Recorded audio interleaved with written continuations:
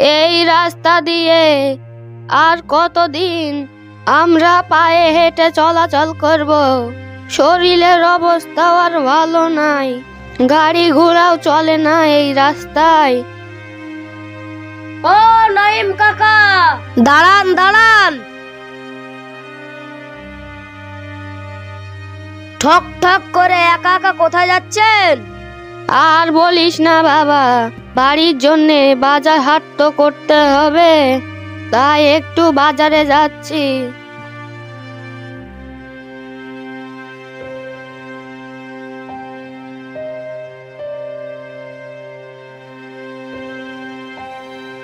কি এমন বাজার করবেন যে এত কষ্ট করে বাজারে যাচ্ছেন? তেমন কিছু না বাবা, কিছু সবজি বাজার করব।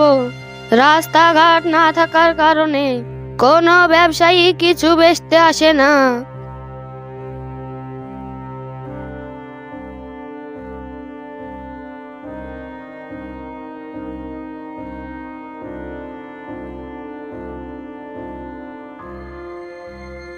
তা তুমি কিসের জন্য যাচ্ছ বাবা?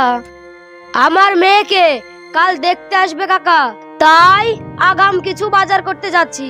ও চলো চলো, কিন্তু একটু আস্তে আস্তে চলো। হ্যাঁ চলেন।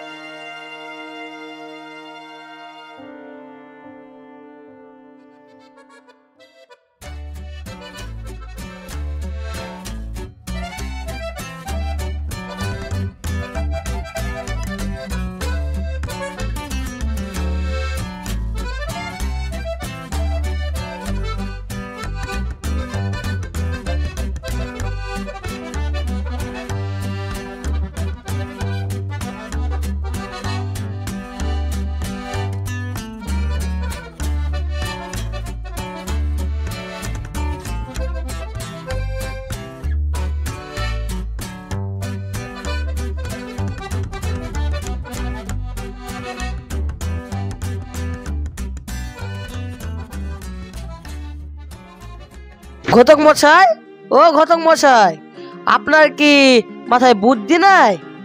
কেন কেন, কি হয়েছে? আমার ছেলের বিয়ে কোন গ্রামে আনছো? রাস্তাঘাট কিছুই নাই। বাবু, রাস্তাঘাট নিয়ে কি করবেন? মেয়েটাকে একবার দেখেন, তারপরে কথা বলবেন। ঠিক আছে, নামো, গাড়ি ধাক্কা মারো। চলেন চলেন।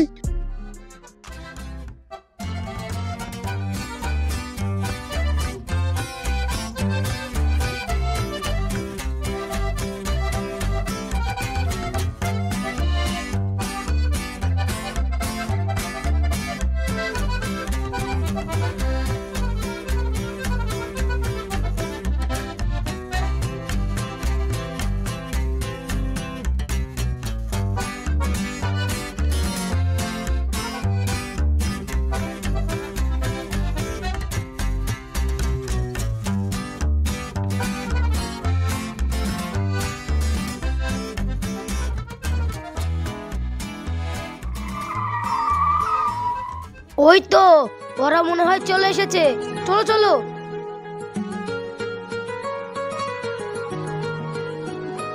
আসেন আসেন, আসতে কোনো অসুবিধা হয়নি তো? না না, তা হবে কেন? আপনাদের গ্রাম তো 34 নম্বর জাতীয় সড়ক, সস্যই করে গেছে গেল।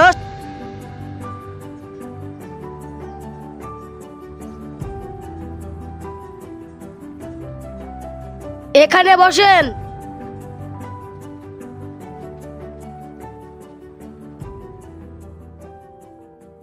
এই যাও, নাস্তা পানির কিছু ব্যবস্থা করো।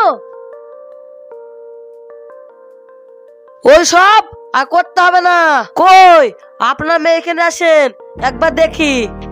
মেয়ে তো দেখবেনি, তার আগে একটু টিফিন না করলে হয়?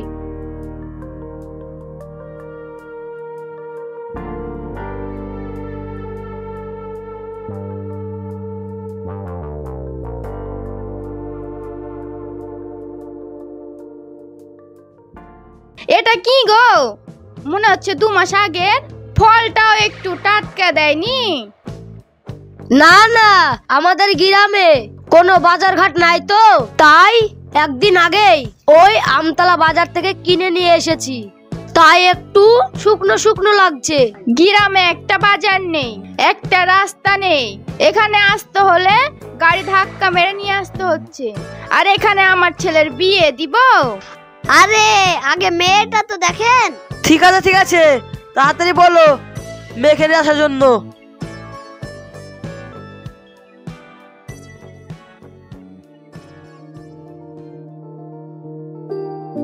ও বুড়ি, তোমার নাম কি? আমার নাম মোনালিসা খাতুন। তোমার বাপের নাম কি? মাসুদ মন্ডল। তোমার ভাই বোন কটা? আমি একা।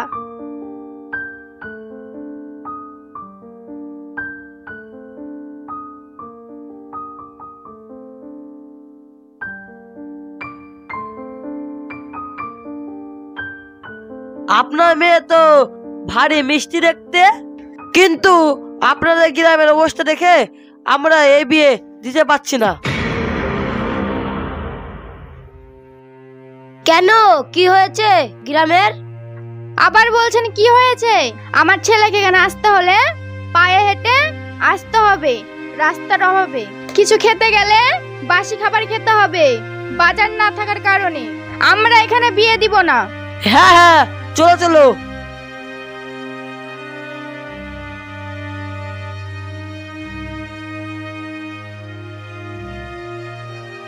হে আল্লাহ, এই গ্রামে বাস করার জন্যে আর কত অপমান আর কত কষ্ট সহ্য করতে হবে।